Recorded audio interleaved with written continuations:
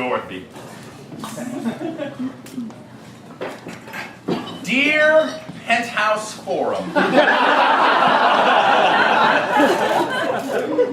never thought it would happen to me, but golly was I wrong. I'm what you might call a good Midwestern girl, and although I am quite bashful, I can tell members of the opposite sex find me attractive.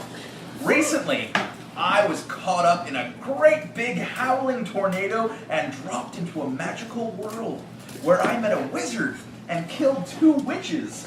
But let's cut to the exciting part.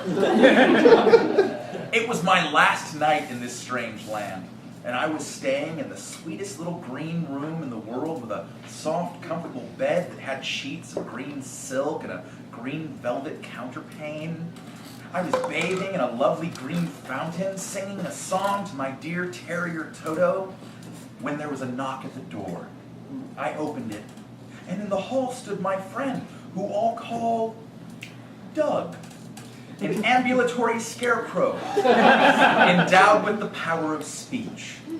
Doug looked worried, although I'd noticed his eyes pass over my body, which was barely covered by the green robe I'd found in my wardrobe. "What's wrong?" I asked. Doug took a seat on a damask settee. I sat on a great cushion that I laid on the floor. Doug sighed. "I can't sleep."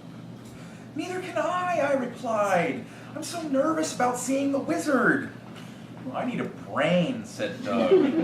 "I know, but I'm certain the great and powerful wizard will give you a brain tomorrow," I exclaimed, placing a comforting hand on his knee. No. I don't want the wizard to give me a brain tomorrow," said the scarecrow. "I want you to give me brain right now." And with that, Doug unbuttoned the front of his faded blue trousers and pulled out his throbbing cock. The scarecrow's dick was long and thick as a Jubilee corn cob. Probably because it was an actual Jubilee. What can I say? I grew up on the prairie. And it wasn't long before I had that cob in my mouth. I worked myself up and down his shaft, running my tongue against his kernels, like I was a judge at a state fair. The scarecrow groaned.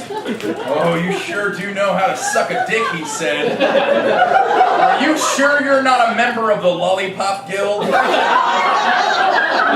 I could answer, the door to my room burst open. It was my friend, who all call Rich, a living woodcutter made completely of ionized tin.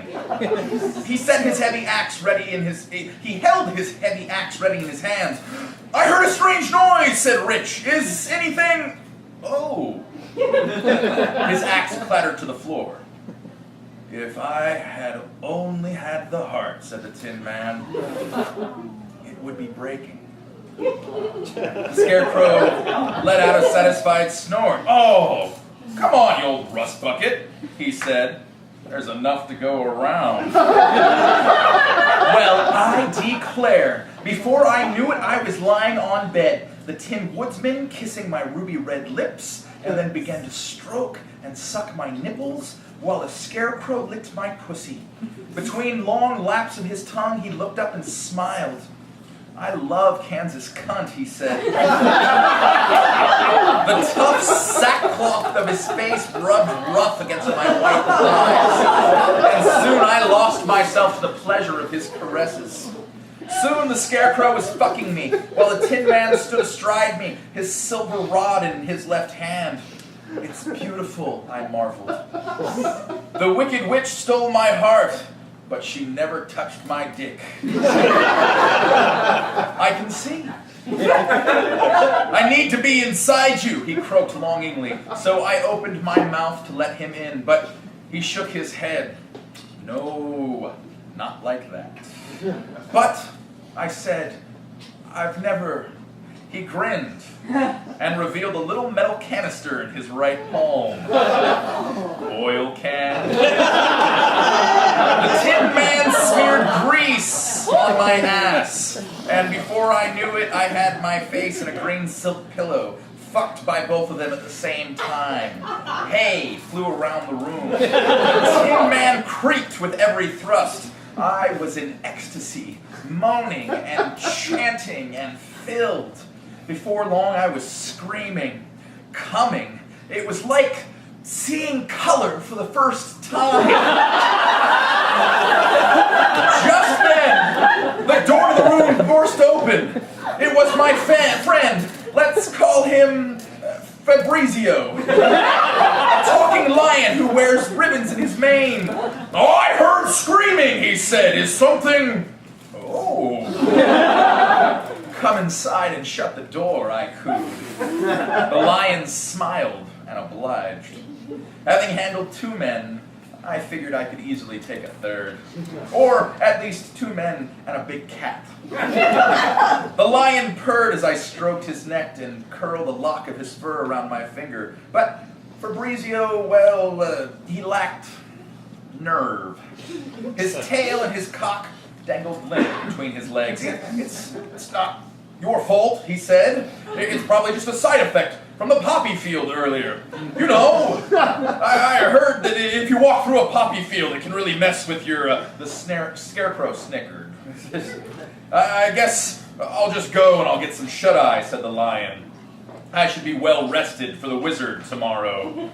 Well, I wasn't having any of that. My Uncle Henry taught me to be handy around the farm. I grabbed the Tin Man's axe and his oil can, and soon I was fucking that lion from behind with 3 feet of polished chestnut.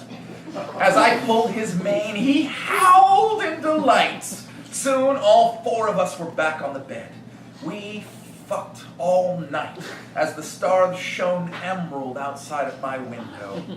I sucked a Tin Man's pipe while a scarecrow stuffed me with straw. And I rammed a great quivering pussy with an axe handle. And it felt like home.